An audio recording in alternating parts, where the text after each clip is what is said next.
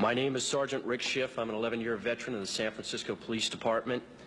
I hold the department's highest Medal of Honor for bravery. That used to mean a lot more to me than it does now. What I'd like to talk to you about today is my now 7-year-old daughter. This is an identical twin. Her sister is now dead. Her sister, when she was 4 years old, Crystin, developed a highly malignant brain tumor that had spread throughout her spine and her brain. The doctors told us that we had really two options: take her home, let her die, or bring her in for massive dosages of chemo and radiation simultaneously. In either event, she was going to die. They were quite certain of that, and very quickly. Believing her only chance to be the standard route, we gave her the chemo and radiation. It burned her skull so bad she had second-degree burns and her hair never came back. To change her diapers, we had to wear rubber gloves because her urine was so toxic and it burned her.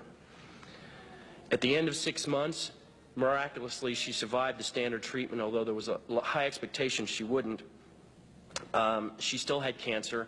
We were told, sorry, we've done everything we can. Now she's going to die, probably within a couple of months. My wife and I, choosing not to accept that, started reading. The first book I picked up, the third chapter, discussed Dr. Burzynski. As you may guess, I have some expertise in fraud. In fact, I'm quite certain there are enough attorneys in the room that I could be vordeered as an expert in fraud. And I conducted my own investigation. I have no doubt the man is not a fraud.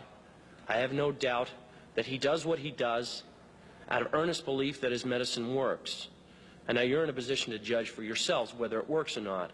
But it's well established by the FDA that it's non-toxic. 18 months later, we took my daughter off the Antineoplaston. She had not died. She had no signs of tumor. She remained free for 18 months of cancer. Within a month, the cancer was widespread in her brain. We put her back on Burzynski's. By the way, at the objections of our doctors, for some reason felt that it had failed her.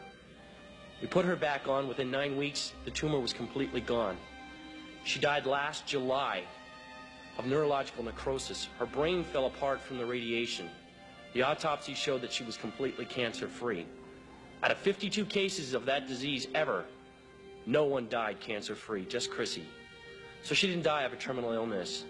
She died of my inability to care for her properly, and she died from bad advice.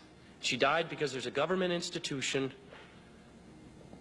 that disseminates false information and is not looking out for the welfare of the people. You know, ladies and gentlemen, I swore an oath 11 years ago, and I think most of us in this room swore it at one time or another, to uphold the Constitution. It says life right in the beginning.